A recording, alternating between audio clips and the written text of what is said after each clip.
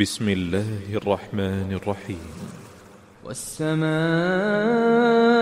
والطارق وما أدراك ما الطارق النجم الثاقب إن كل نفس لما عليها حافظ فلينظر الإنسان مما خلق من ماء دافق يخرج من بين الصلب والترائب إنه على رجعه لقادر يوم تبلى